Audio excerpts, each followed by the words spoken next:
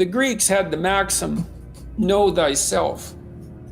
How do we come to know ourselves in terms of our personalities and, more importantly, potential? Sense to me. So I started to study myself. I found most people don't know who they are. They really don't.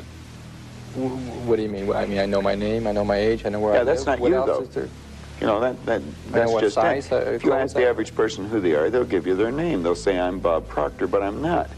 Bob and Proctor are two words. My parents give them to me. They're called names, but it's not me. It's my name.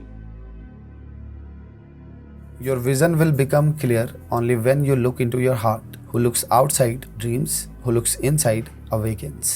यहाँ पर जंग ने highlight करने की कोशिश की है power of introspection को और बताने की कोशिश की है कि कैसे true understanding and clarity come from within. तो सेल्फ एक्सप्लोरेशन इसेंशियल है पर्सनल या एकेडमिक अचीवमेंट्स दोनों के लिए। ब्रीन ब्राउन का कोट है, owning our story and loving ourselves through that process is the bravest thing that we will ever do.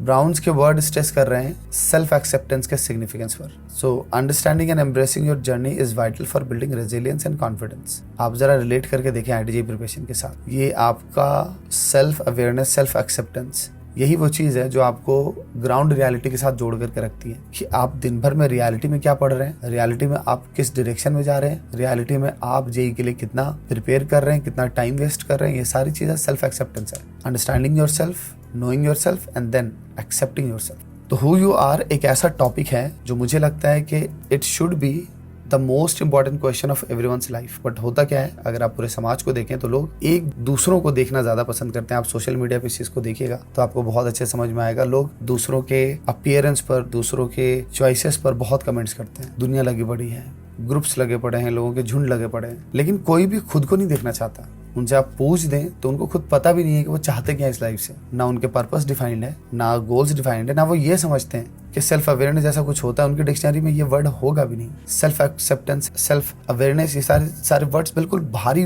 Words के रूप में होंगे। शायद आप आसपास किसी से पूछे तो उनको समझ में ही ना आए।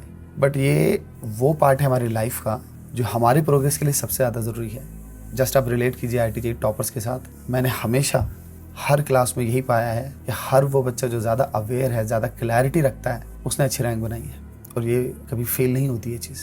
सो इस बात को समझे कि इस क्वेश्चन के पीछे पॉन्डर करना कि हु यू आर बहुत इंपॉर्टेंट है, लाइफ का बहुत ही इंपॉर्टेंट पार्ट है। स्टीव जॉब्स ने एक बात कही थी, your work is going to fill a large part of your life and the only way to be truly satisfied is to do what you believe is great work and the only way to do great work is to love what you do. ये quote ये समझाने की कोशिश करता है कि कैसे important है आप अपने वर्क को पैशन और बिलीफ के साथ अलाइन करें और knowing who you are helps you find and pursue what you love leading to greater satisfaction and success.